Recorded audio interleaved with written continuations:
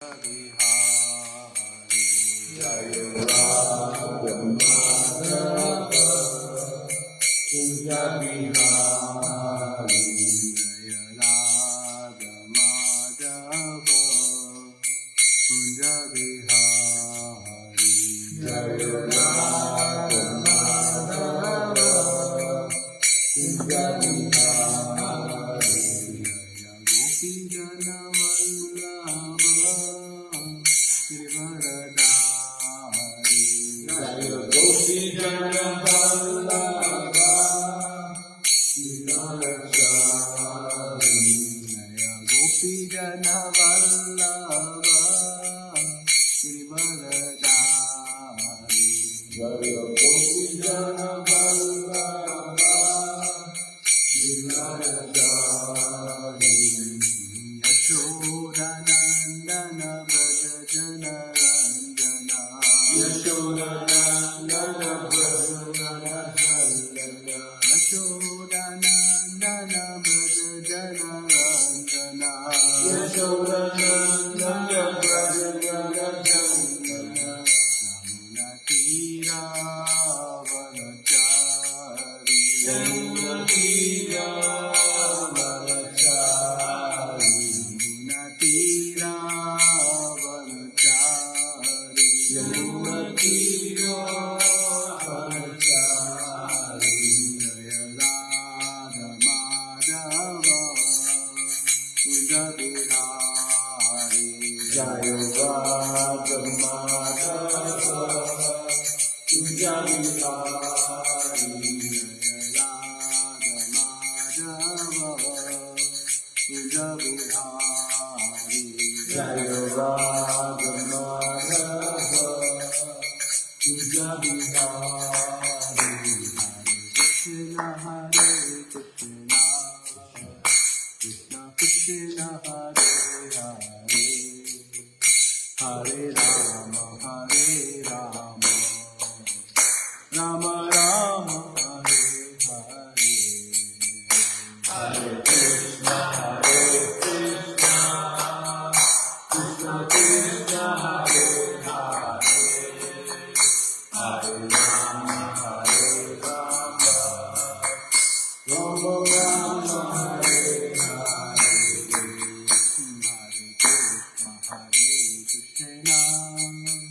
Krishna Krishna Hare Hare Hare Rama Hare Rama Rama Rama Hare Hare Hare Krishna Hare Krishna Krishna Krishna Hare Hare Hare Rama Hare Rama Rama Rama Hare Hare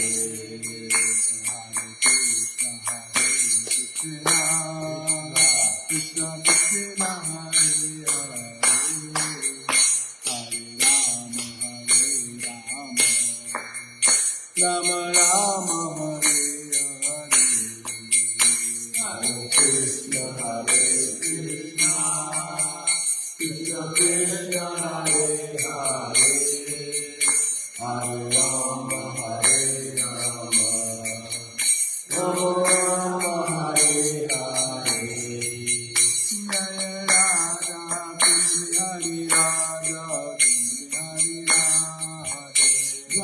Radha Kunja Bihari Jaya Radha Jaya Radha Jaya Radha Jaya Radha Damodara Radha Damodara Radhe Jaya Radha Jaya Radha Jaya Radha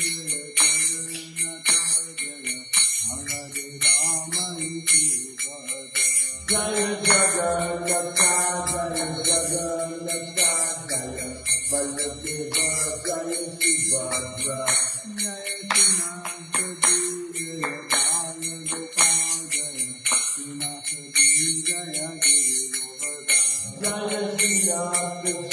Jaya Ballabha Jaya Srinath Jaya Vibhupada Jaya Gaura Nitai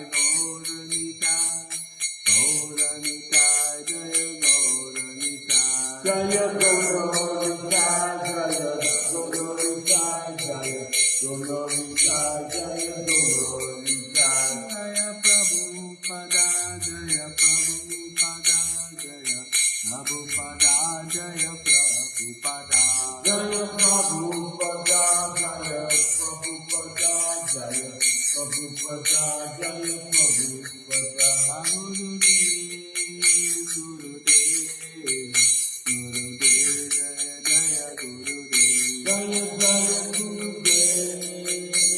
Gurudev, Gurudev, Jaya Jaya Gurudev, Jaya Hari Bol, Hari Bol, Hari Bol, Jaya Hari Bol, Jaya Hari Bol, Hari Bol, Jaya Hari Bol.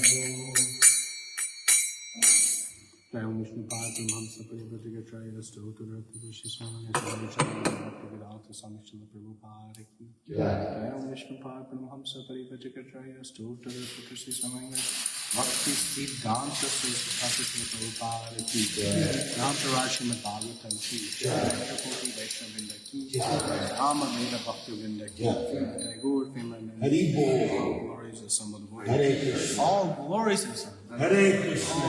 Glories of Samad Hare Krishna. All glories of Shishi Guru and Gauranga.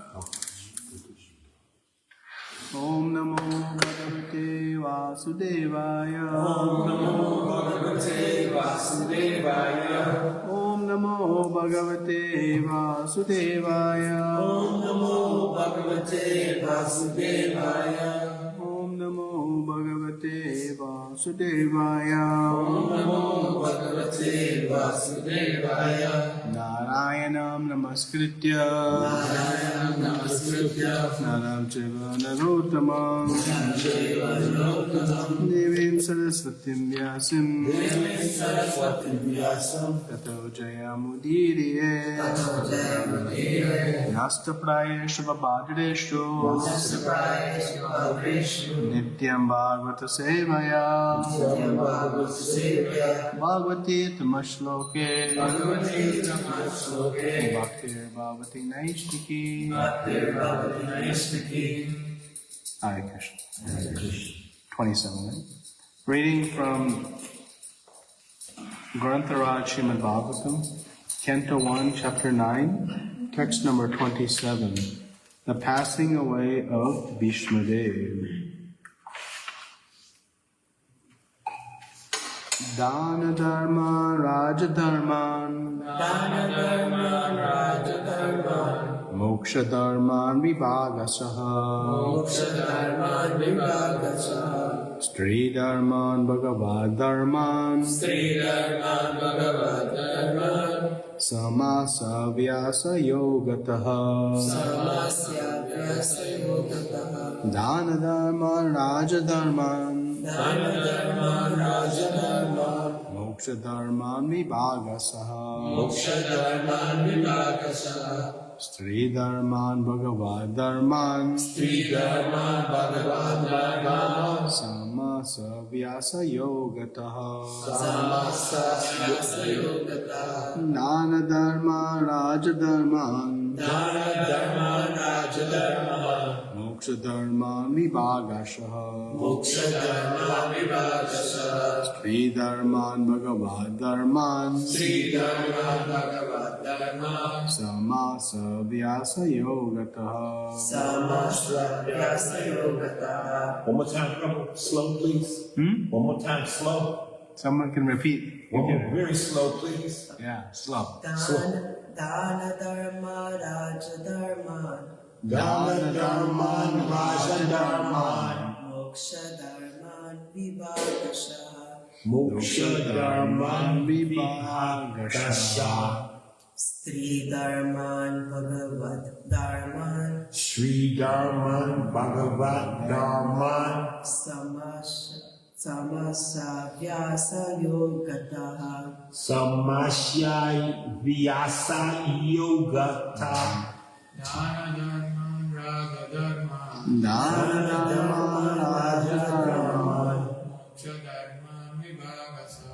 Moksha Dharma Vibhagasa Sri Dharma Bhagavad Dharma Samasya Vyasa Yogata. You try it, Prabhu? Dana Dharma Raja Dharma Dana Dharma Raja Dharma Moksha Dharma Vibhagasha Moksha Dharma Vibhagasha Sri Dharma Bhagavad Dharma Sri Dharma Bhagavan Dharma Samasya Vyasa Yogata. Samasa Vyasa Yogata. Dana Dharman, the acts of charity. Raja Dharman, Raja Dharma, pragmatic activities of the kings. Moksha Dharman, the acts for salvation. Vibhagasha, by divisions. Three Dharma, duties of women. Bhagavad Dharma, the acts of devotees. Samasa, generally. Vyasa, explicitly. Yogata, by means of. Translation and purport. By His divine grace, Abhayacharana Bhakti Vedanta, Swami Srila Prabhupada Ki Jai. He then explained by divisions acts of charity, the pragmatic activities of kings, and activities for salvation. Then he described the duties of women and devotees, both briefly and extensively. Please repeat. He then explained by divisions acts of charity, the pragmatic activities of a king, and activities for salvation. Then he described the duties of women and devotees, both briefly and extensively. Purport. It's a long purport, so just bear in. To give charity is one of the householder's main functions, and he should be prepared to give charity at least 50% of his hard-earned money. A brahmachari or student should perform sacrifices, a householder should give charity, and a person in retired life or the renounced order should practice penance and austerities. These are the general functions of all the ashrams, or orders of life, on the path of self-realization. In the brahmachari life, the training is sufficiently imparted so that one may understand that the world and property belongs to the Supreme Lord, the personality of God, and no one therefore can claim to be the proprietor of anything in the world. Therefore, in the life of a householder, which is sort of a license for sex enjoyment, one must give in charity for the service of the Lord. Everyone's energy is generated or borrowed from the reservoir of energy of the Lord. Therefore, the resultant actions of such energy must be given to the Lord in the shape of the transcendental service for Him. As the rivers draw water from the sea through the clouds and again down to the sea, similarly, our energy is borrowed from the Supreme Source, the Lord's energy, and it must return to the Lord. That is the perfection of our energy. The Lord, therefore, in the Bhagavad Gita 9:27 says that whatever we do, whatever we undergo as penance, whatever sacrifice, whatever we eat, and whatever we give in charity must be offered to the Lord, to Him, the Lord. That is the way of utilizing our borrowed energy. When our energy is utilized in that way, our energy is purified from contamination of material inebrities. Thus we become fit for our original nature, natural life of service to the Lord. Raja Dharma is a great science. Unlike modern diplomacy for political supremacy, the kings were trained systematically to become munificent and not merely tax collectors. They were trained to perform different sacrifices only for the prosperity of the subjects. To lead the prajas to the attainment of salvation was the duty of the king. The father, the spiritual master, and the king are not to become irresponsible in the matter of leading their subjects to the path of ultimate liberation from birth, death, old age, and disease. When these primary duties are properly discharged, there is no need of government of the people by the people. In the modern days, the people in general occupy the administration by strength of manipulated votes, but they are never trained in the primary duties of the king, and that is also not possible for everyone. Under the circumstances, the untrained administrators play havoc to make subjects happy in all respects. On the other hand, these untrained administrators gradually become rogues and thieves and increase the taxation to finance a top-heavy administration that is useless for all purposes. Actually, the qualified brahmanas are meant to give the direction to the kings for proper administration in terms of scriptures, like the Manusamhita and Dharmashastras of Parashara. A typical king is the ideal of the people in general, and if the king is pious, religious, chivalrous, and munificent, the citizens generally follow him. Such a king is not a lazy, sensuous person living at the cost of the subjects, but always alert to kill thieves and dacoits. The pious kings were not merciful to dacoits and thieves in the name of nonsensical ahimsa, non-violence. The thieves and dacoits were punished in an exemplary way, so that in the future no one would dare commit such nuances in an organized form. Such thieves and dacoits were never meant for administration as they are now. Wait. I just want to reread that lesson. The whole thing, probably, from the beginning. Such thieves and dacoits were never meant for administration as they are now. So much insight. Oh my goodness. Brilliant. And to not really truly know the government of the country, inside and out. The taxation law was simple. There was no force, no encroachment.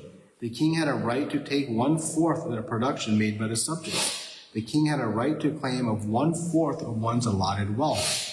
One would never grudge parting with it because due to the pious king and religious harmony, there were enough natural wealth, namely grains, fruits, flowers, silk, cotton, milk, jewels, minerals, etc.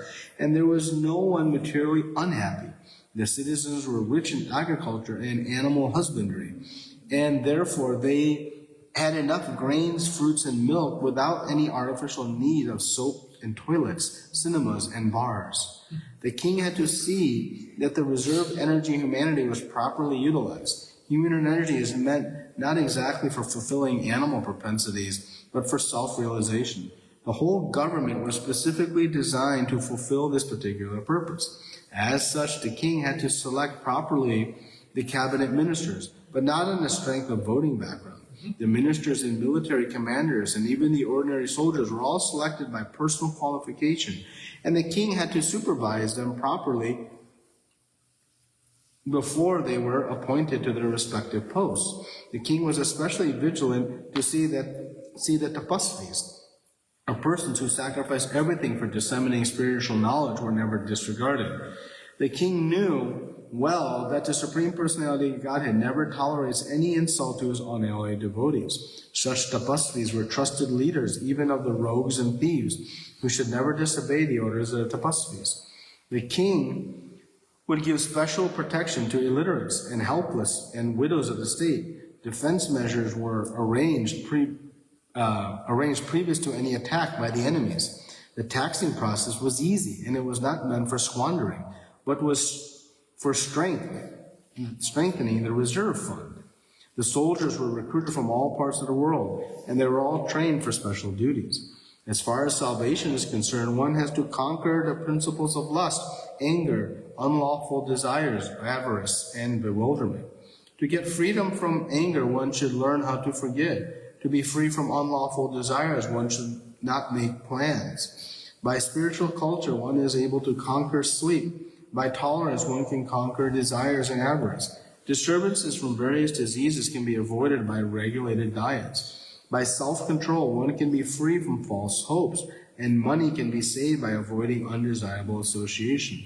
By practice of yoga, one can control hunger, and worldliness can be avoided by culturing the knowledge of impermanence. Dizziness can be conquered by rising up, and false arguments can be conquered by factual ascertainment.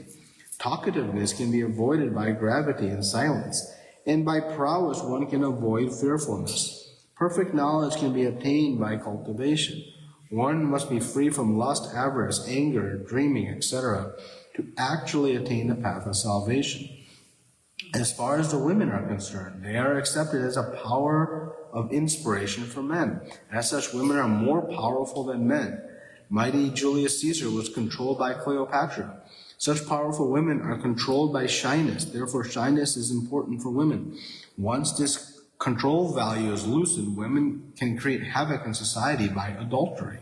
Adultery means production of unwanted children, known as Varna Sankara, who disturb the world. The last item taught by Bhishma Deva is a process of pleasing the Lord. We are eternal servants of the Lord, and when we forget this essential part of our nature, we are put into the material conditions of life. The simple process of pleasing the Lord, for householders especially, is to install the deity of the Lord at home.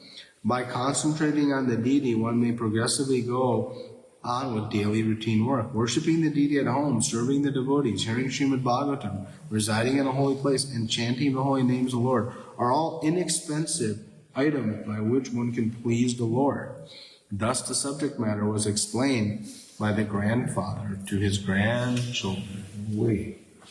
Om Jnana-timirandasya Jnananjana Shalakaya Chakshura Militam Yena Tasmai Shri Gurave Namaha Shri Chaitanya Manobhishtam Sthapitam Yena Bhutale Swayam Rupa Kadamayam Nagati Swapadantikam Vandeham Shri Guru Shri Yuta Parakamalam Shri Gurun Vaishnavamscha Shri Rupam Sagrajatam Saganaragatam Vitam Tam Sujivam Sadvaitam Savadutam Parijana Saitam Krishna Chaitanya Devam Shri Radha Krishna Padan Saganarika Shri Vishakhanvitamscha Hey Krishna Karuna Sindhu Dinabandhu Jagapate Gopesha Gopika Kanta Radha Kanta Namostate Tapta Kanchana Gaurangi Radhe Vrindavaneshwari Vishvanuste Devi Pranamami Hanipre Vancha Kalpa Tarubhyascha Krupa Sindhu Bhyevacha Patitanam Pavanebhyo Vaishnavebhyo Namo Namaha Namo Vishnu Padaya Krishna Prastaya Bhutoi Srimate Bhakti Vedanta Swami Namane Namaste Saraswati Devi Gaudavani Putrayane Nirvaitasunivari Pasha Tadeshakayane Jai Shri Krishna Chaitanya Prabhu Nityananda Shri Advaita Gadadhara Srimasti Gaura Bhaktivinoda Hare Krishna Hare Krishna Krishna Hare Hare Hare Rama Hare Rama Hare Hare.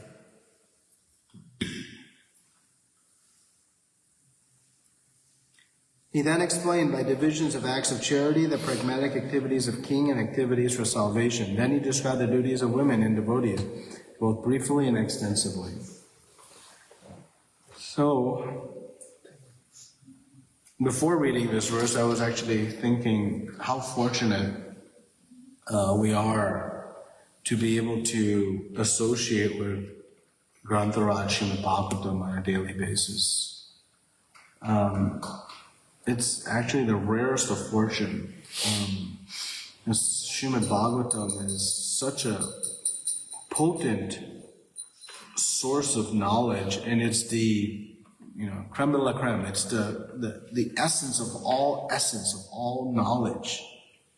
And we have this opportunity on a daily basis to associate and hear from Srimad Bhagavatam, from the perfect voice Srila Prabhupada, who's presenting it, as it is, with these powerful purports. And literally, that was my meditation before reading the purport.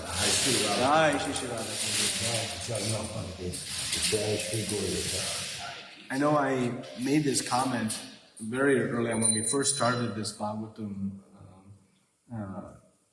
class with this canto, that the purports in the first canto are Srila Prabhupada's finest work. Okay. He put his heart and soul into these first canto broken up into 3 parts, 3 volumes that we now have as one. This is what he came to the U.S. with. And he was staying at Radha Damodar Temple and under the shelter of Rupa Goswami, and just in intense meditation, really putting this, and he wrote this first canto Srimad Bhagavatam purports in such a way that if he never got to the second canto or anything beyond, nothing would be lost. He made it like all-inclusive. And so very, very fortunate that we get to read these purports and study Srimad Bhagavatam together. Prabhupada ends this purport by saying, he's quoting, he didn't directly quote, but he said, worshipping the deity, serving the devotee, hearing Srimad Bhagavatam, residing in a holy place, and chanting the holy names of the Lord are all inexpensive items by which one can please the Lord. So these are the 5 most potent angas of Vaidhi Sadhana Bhakti. Vaidhi Sadhana Bhakti means the practice of bhakti. While we hope for perfection, we have to practice a process that brings out perfection. Right? If you want to learn how to swim nicely, you have to follow a process and then that process will bring out the ability to swim. Similarly, if we want to achieve spiritual salvation, success, there's a formula. It's not up to us to think, this might work, that might work. We don't have to rely on our fallible mind. There's a perfect process. And these 5 processes are the most potent of all the processes. Right? So we know in anything we do, there's some good, better, best. Right? So Rupa Goswami is explained in Bhakti Rasamrita Sindhu that these 5 things, and that's how Srila Prabhupada established the whole morning program. Beyond his, his supreme wisdom was that he put all 5 of these potent angas in our morning program. Serving the deity, we start with Mangalarti. Serving the devotee, worshipping Tulsi Marani, offering our pranams to the devotees. We chant our japa. We read and study Srimad Bhagavatam. And wherever Krishna is the center of all activities is the holy dham. So coming and doing in the temple makes it the holy dham. So all 5, and anywhere you go in the world, you'll see the same morning program. Because Srila Prabhupada wanted to maximize our time, to get us the biggest bang for our buck. And this is why I love the word, he said inexpensive. Mm-hmm. Meaning, it's not such an extraordinary investment of our time. Right? Time is money, we say. Right? Chanakya Pandit says, with all the wealth of the world, you cannot buy back a wasted minute. So, again, in Srila Prabhupada's exquisite brilliance, he uses the word inexpensive. I mean, well, I don't have to pay to come to the temple. I don't have to pay to do any of this. No. We are paying with our time. And if we understand that time is our most precious resource, how we spend our time, we're very careful how we spend our money, right? But we should be even more careful how we spend our time. Because this time is what we have the opportunity to decide with the free will we've been given. Am I going to eat nicely, sleep nicely, defend nicely, like an animal propensity? Or am I going to render service to the Lord? And I have those 2 decisions every moment of my life. Okay? And so the wise understand how to use their time very intelligently. So we should be exceptionally discriminate with the use of our time. And that's what we see, the greatest, in any field, what do you see? They're very good with their time. Great businessmen, great even politicians, and of course, who is the most brilliant with his time? Srila Prabhupada. Right. Unbelievable, right? And when we invest our time wisely, actually Krishna reciprocates. And he empowers us to do even more with the time. He gives us that energy, the capacity to do even more. When he sees my child is trying to be sincere with her time, let me remove the obstacles that are nuisances to his life. Sweet. And let me enthuse him with more power. How Srila Prabhupada was able to sleep 2 hours a day is anatomically, biologically, not possible. It's not possible. No doctor will tell you that is good for you. Right. Right? It's actually physically on the material platform impossible. So the only way it happened was by spiritual potency. Is there any other explanation you want to come up with? Was Prabhupada taking some powerful protein shake or something? And at that age. Yeah. At that age, it's impossible. Yeah. It's impossible. So, but the point is that the lesson for us is to be extremely vigilant, maniacal, you can say, with our time. And when we do, then amazing things happen. Amazing things happen. And the best way to spend your time is to start our day with these 5 activities.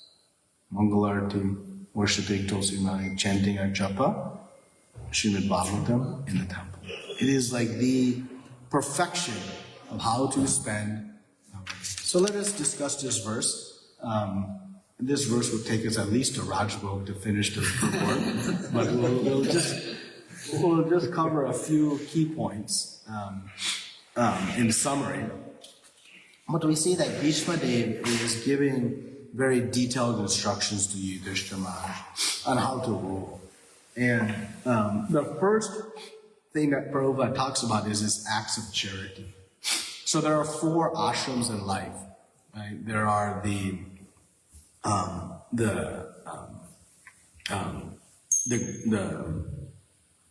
brahmacharis, the grahastas, right? The vanaprasthas, and the sannyasis, right? So of the 4, 1 is in the working state. That's the grahastas. They earn income. They cultivate fields, they produce things, and they generate wealth. The brahmacharis are in school learning. The brahmanas, the sannyasis and vanaprasthas are, the sannyasis are out preaching, and the vanaprasthas are focusing on their retired life. They're focusing on their spiritual journey, right? So the duty of the grahasta is to support the other 3 members of society. Because there's a fundamental conclusion that Srila Prabhupada is taking us to understand.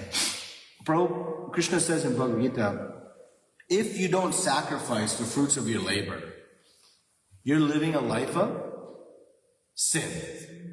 Oh, what? Oh, I'm doing good things. I'm helping the poor. I'm, caring for the elderly. I'm, not giving any harm to anybody. No. If you don't sacrifice to Krishna, you're living sin. You say, well, that sounds extreme, right? Well, let me ask you a question. If you walk into a grocery store, and you start eating the grapes. They're sitting there. Anyone will mind? No, it's not correct behavior. No. Not correct behavior? No, it's not correct. They will come after you. Right. So the simple act of eating grapes in the grocery store, they have thousands of grapes. Why can't I have 5 or 7? No. Why? They're not mine. If I want to eat the grapes, I have to pay for them. I have to sacrifice. I have to sacrifice my money on that. Right? So, because I walked into that store, I didn't have the grapes with me. If I had the grapes in my pocket and I walk into the grocery store I'm eating it, any problem with that? No. They're mine. Right?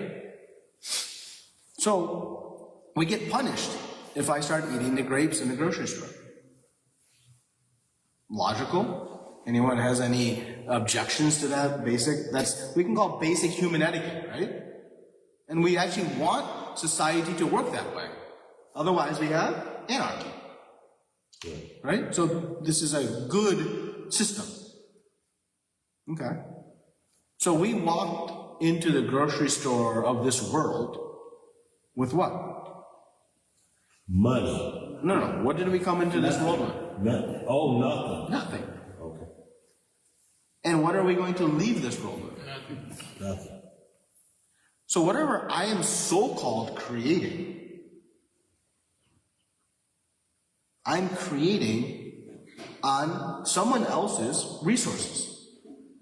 Someone has given me the energy, the intelligence, the oxygen, the raw materials, because I didn't come in with anything. So if I take those and use them only for myself, is that any different than walking in at a grocery store and eating the grapes? No. But because I don't see the real proprietor, I know the proprietor of those grapes is a grocery store owner. But I don't observe who is the proprietor of this planet Earth. It's not me. There is an owner, the person who created it. So if we don't sacrifice the fruits of our labor to the Lord, it's a sin. There'll be repercussions.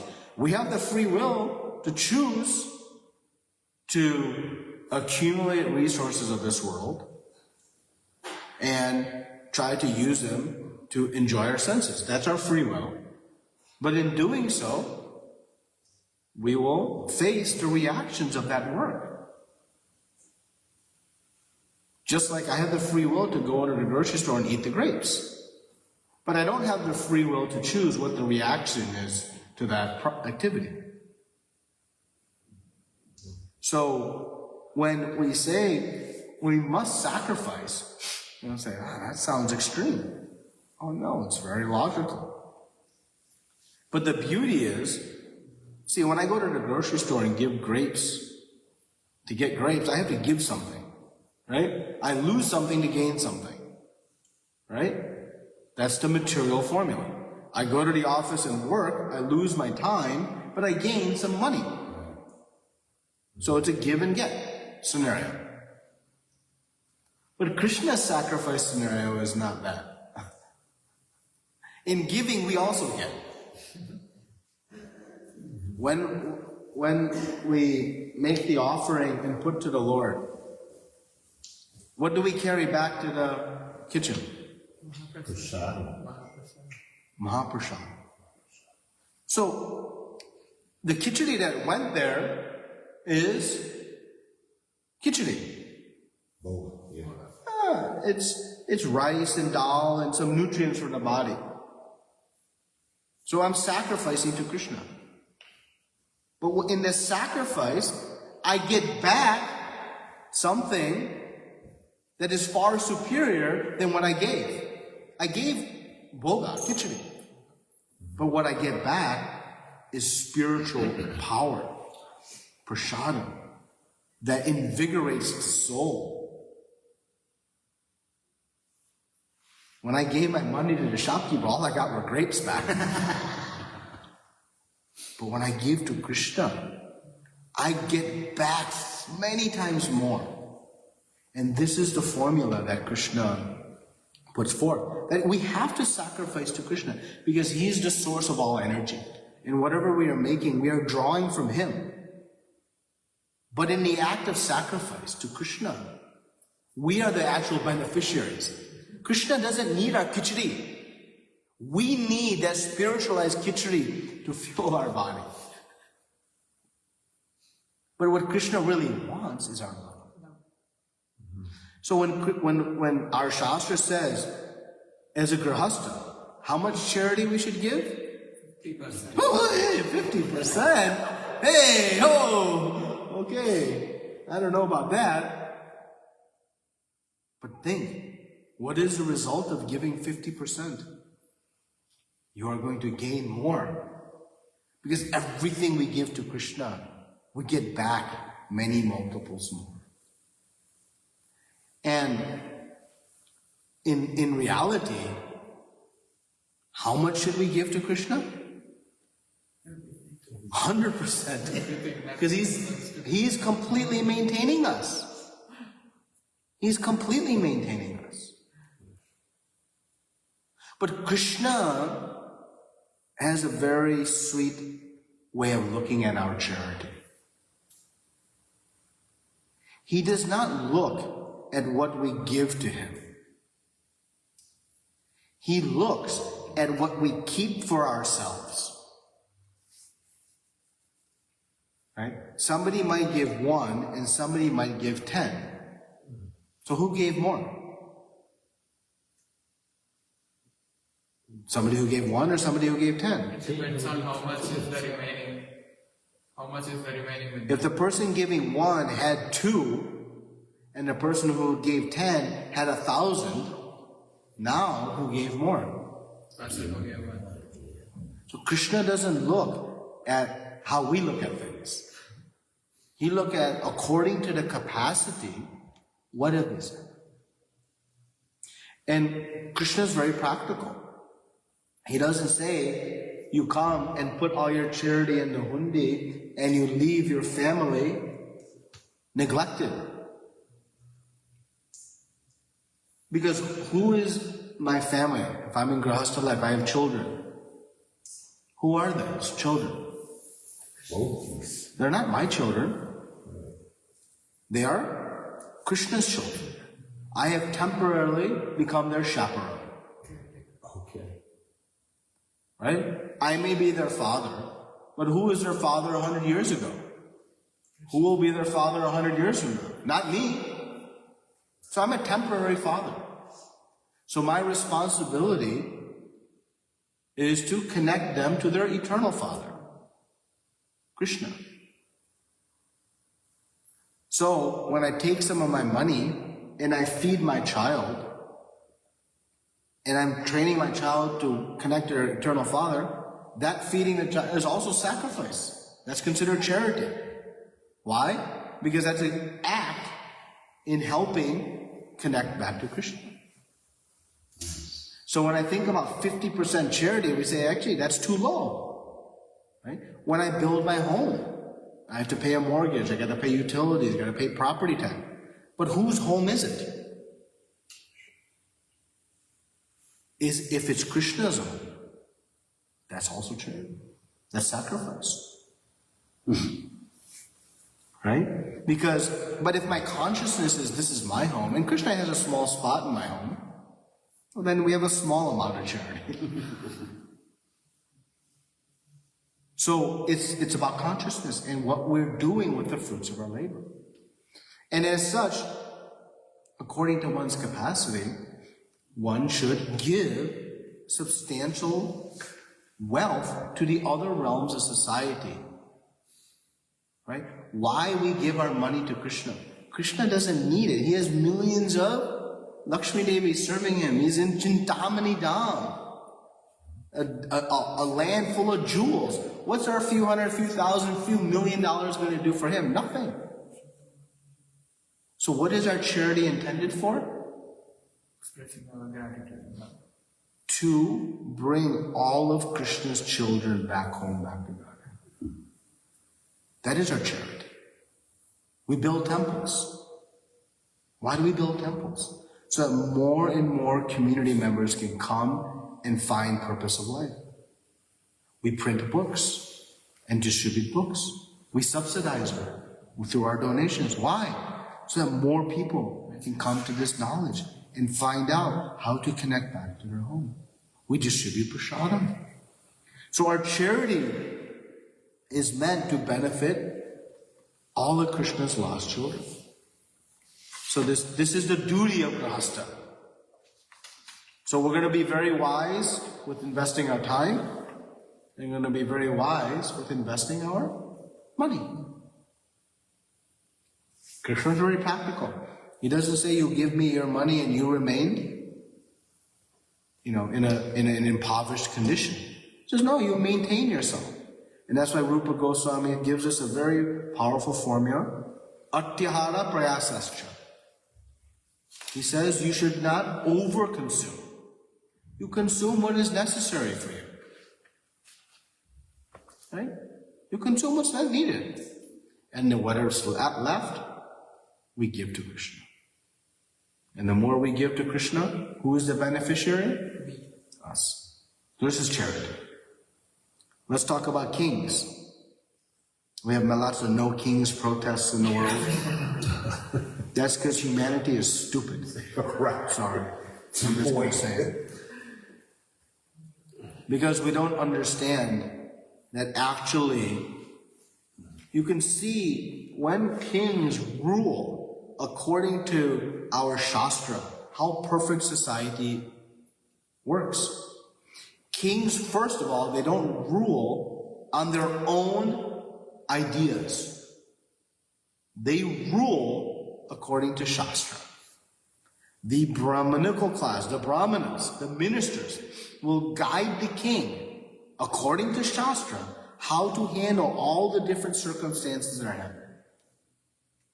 A king will be ruthless with dacoits and thieves, Prabhupada writes. Ruthless. Because we want to inspire that future dacoits should become fearful. Prithu Maharaj, we'll see this in 4th canto, when he would just, they call it twang his bowstring, it would make a sound, ding! When he would just do that, the thieves would run into the forests. They were so scared of just a twang. Forget about stringing an arrow. All he had to do was ding! And the thieves would run to the... He was that decisive. At the same time, the kings were extremely soft-hearted. Their position was to maintain society in a way that would fill their treasury? No. So that everybody could practice self-realization. There should be sufficient foodstuffs for everybody. Why? If we are hungry, how we can practice self-realization? There should be sufficient health care for everybody. Why? Because if my body is not fit, how my mind will be intelligent, will be able to focus on Krishna? There should be sufficient protection. If I am in fear, how I can practice self-realization? So the duty of the king was to facilitate sufficient resources, sufficient health, sufficient protection. Not that so that everybody can eat, sleep, mate, and defend and live like animals. No. So that everybody can practice self-realization in a peaceful way. This is Varnashram Dharma. This was the king's duty. The king had an obligation to facilitate society. And this is what Yudhishthira Maharaj is hearing. That you're not here to extract the production of your citizens for your own sense enjoyment. Let them work hard. You take 25%, that was a tax rate Prabhupada talked about. And then you enjoy your royal luxuries at the expense of your citizens. No, that's not the position of the king. The position of the king is to take 25% and use it in furthering society. And so when the citizens were living under such a pious king, they happily gave their taxes. Why? Because they knew it would go to good use. In fact, they knew that, hey, the king would spend this money better than I would. I am liable to spend it on some nonsense, but the king will spend it very wisely. And so they would run and give their taxes to the king. There's no IRS, no audits, none of this garbage. Nobody cheated or why? Because the king was so pious that they had so much faith. It wasn't blind faith. It was experiential faith. So this is the duty of the king, to live such a truthful and pious way as a leader that your citizens are lining up outside the palace to give you taxes. You don't have to go out and collect. There's no tax collectors. But is that what we see today? So these kind of kings, when they rule this way, do you need any election? No. No. That's why Prabhupada writes, this idea of government of the people, by the people, is a result of impious kings. The impious monarchs that we see in our history books, they were the reason the whole monarchy system failed. Because they were not ruling according to this injunction. They were ruling according to their own sense of power accumulation. Remember, Yudhishthira Maharaj did not want to be king. That's what makes him the best leader. And in Srimad Bhagavatam, we'll see so many kings like this that ruled in such a way. Parikshit Maharaj, Prabhupada writes that the kings performed sacrifices. Not so that they can expand their treasury, but that so their citizens would be benefited. And not Parikshit Maharaj, but Ambrish Maharaj. Ambrish Maharaj did a full year of Nirjala Ekadashi. 1 full year. Why? For the prosperity of the kingdom. And then he waited a whole another year for Duvasa Muni to return. This is how kings were. Kings were very tapasvis. They were doing great austerity. But they're also very powerful. And so our Shastra gives us the perfect perfect formula for how to structure society. Right? So Shastra is not just about, these, come and chant and be happy. It gives us exactly how to structure what could be more practical than these 3 or 4 paragraphs we read. How many of us would like to live in a community that was governed this way? We all would. The problem is we don't have qualified leaders who can lead like this. We have, what did Prabhupada say? Dacoits and thieves. So our dacoits and thieves are ruling society. It doesn't matter whether you're a liberal, a conservative, or an independent. It makes no matter. They're all dacoits and thieves. Why? Because none of them are sacrificing to Krishna. Just as you eat grapes from the grocery store, you're a thief. If you take, the Lord's resources for your own enjoyment, we are a thief. So when Prabhupada says there are dacoits and thieves, that's not being critical. That's being descriptive. Next point Prabhupada makes is salvation. Salvation, freedom from all these difficulties, birth, death, old age, disease, anger, health issues, all these issues. There's one solution. Radha Kunj Vihari. That's it. And that can be practically experienced. Otherwise, we'll continue spending our life finding a different solution. And we've spent our whole life looking for solutions on this. Our whole life. And we haven't found it. But when we say Radha Kunj Vihari, they say, that's nice. But not really. Let me go out and keep searching in a place I haven't found it, because next year I'll find it. Whatever years you're in this life, I'm 50 years old. 50 years I've been looking everywhere, I haven't found it. But tomorrow I'll find it outside. Okay. No. That's the definition of insanity. What is insanity? Doing the same thing over and expecting a different result. That's insanity. So I've already done this, and all I've found is misery. So try it. Prabhupada said, you've spent millions of lifetimes not thinking of Krishna. Try it one lifetime, and you see. Okay. Okay, one lifetime? How about 1 year? 1 month? 1 day? Something. Women class. Who's superior, women or men? Women got to because they make babies. Got to. There would be no children. They are, as far as women are concerned, they are accepted as a power of inspiration for men. As such, women are more powerful than men. Women are more powerful than yes. This is, again, very practical and also very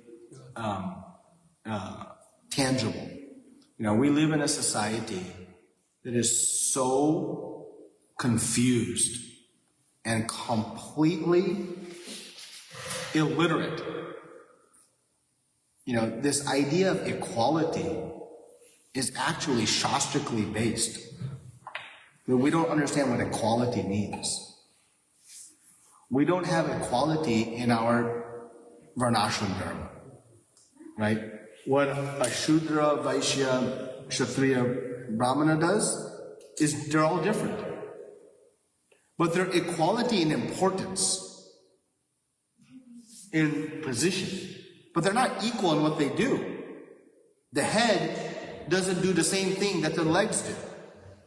The legs doesn't do the same things that the arms do.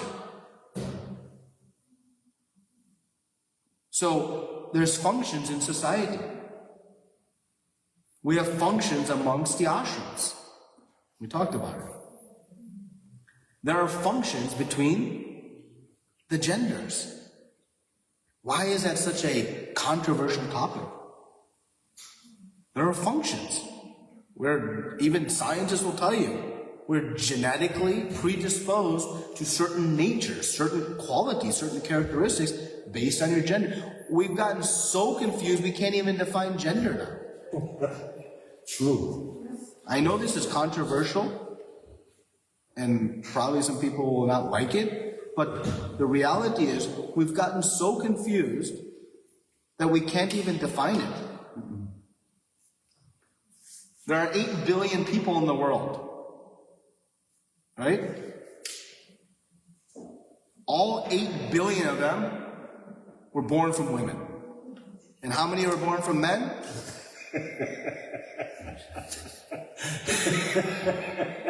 Is it that complicated? No. What is complicated is understanding the role between men and women. And I would sit here and say that just like the monarchies fell because of impious kings, the gender roles fell because of impious men. When men understood that their position, they misunderstood their position and started to exploit women. That's what sparked the issue of the confusion around gender roles. At some point in our journey, we started to say it's more important to have a career than it is to raise a family. If you go back just 300 or 400 years, right? You had these communities, like kind of Aboriginal communities. Take Native American communities. Why did men go out into the fields and cultivate and hunt? So that they had a really cool LinkedIn profile? No. They were providing facilities for their families at home to raise their family. That work was a means to the end. What was the core? Raising a family. Somehow, as we progressed, careers became more glorious and families became secondary.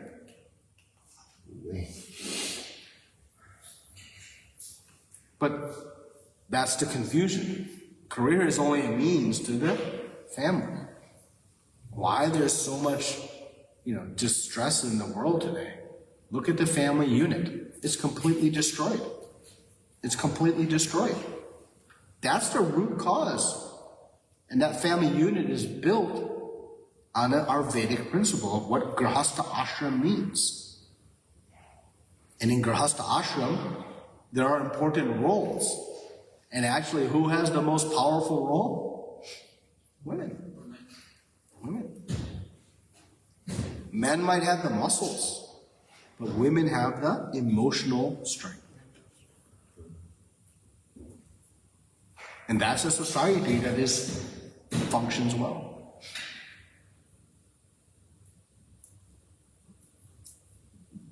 I'm done getting myself in trouble. Grantharaya Srimad Bhagavatam ki, Srila Prabhupada ki. I'm sure there's people lined up gonna be blasting. Don't post this anywhere. Thank you for giving such a good class today. Wow. Yeah, thank you Well, so wow. Thank you so much.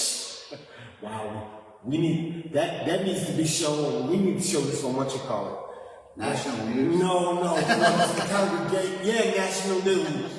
Yes, national news. Like to the whole congregation. I'll be arrested and thrown in jail. For telling truth. Yeah. This is supposed to be secret, dog. Okay. How do you know? Wow.